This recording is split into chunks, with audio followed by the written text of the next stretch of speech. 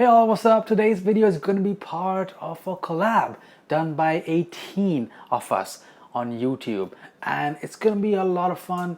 We all try something Indian, and today what I'm making is called a Dhaniya Adraki paneer, or cilantro and ginger spiced paneer recipe.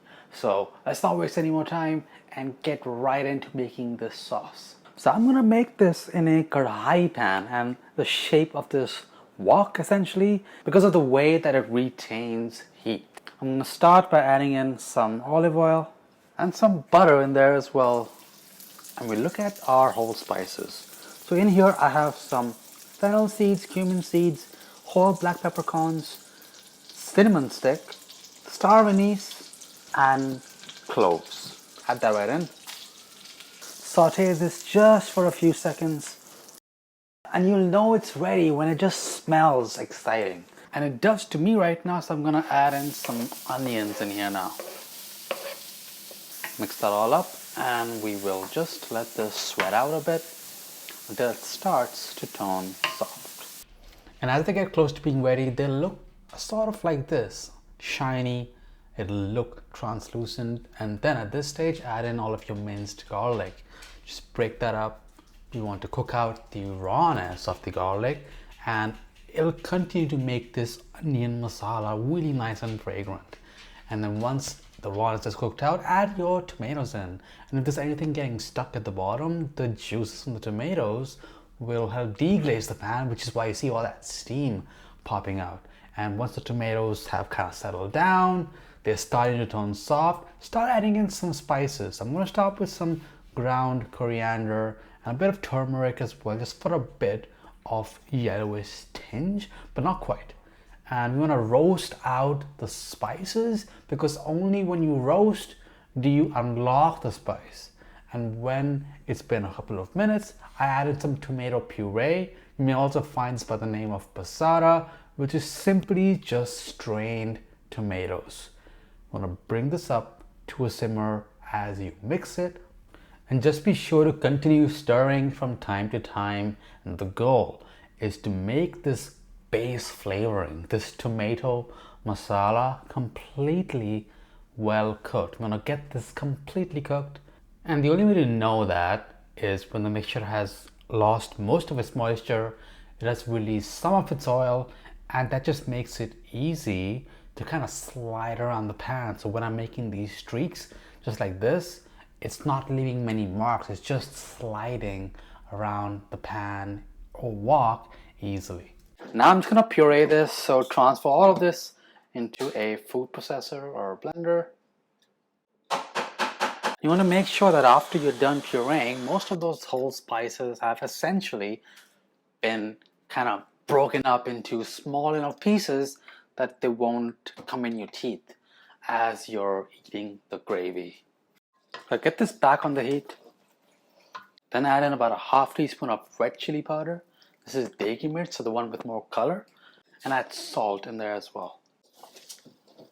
Then also add in a tablespoon of dried fenugreek leaves or kasuri methi. I'm going to crush this and rub it in. It's going to turn nice and fragrant the moment it gets some moisture. Now while that is simmering, in here I'm going to make a nice tempering mix. So add in a touch of olive oil or your favorite cooking oil, and then add in your minced ginger and your slit green chilies. You're going to cook out the rawness of the ginger out. So just continue to saute. Now the moment that it is fragrant, it just smells incredible. Add just about a cup of freshly chopped cilantro. Mix that up. And while that's happening in your sauce, add in your paneer cubes. Now yes, it's very thick right now, but don't worry about it. We're going to deal with that in just a few moments. Just let that paneer kind of just sit in that thick tomatoey masala before we turn this into a gravy. This is looking great. Add this along with the paneer into your pan. Just let all this sit. And after about 2 to 3 minutes, let's turn this into a gravy. Add a bit of water. Add about a quarter to half cup at a time, and then mix to see the consistency. This gravy is looking perfect to me. It's nice and thick. It's not super smooth, but it's not chunky either. It's actually my favorite type of gravy when I can just easily get a beautiful looking scoop of the sauce with any bread or lather up any rice dish with a bunch of that sauce and the paneer. Now, anytime you add water to any masala, you have to make sure you let it simmer to really let the flavors come back together.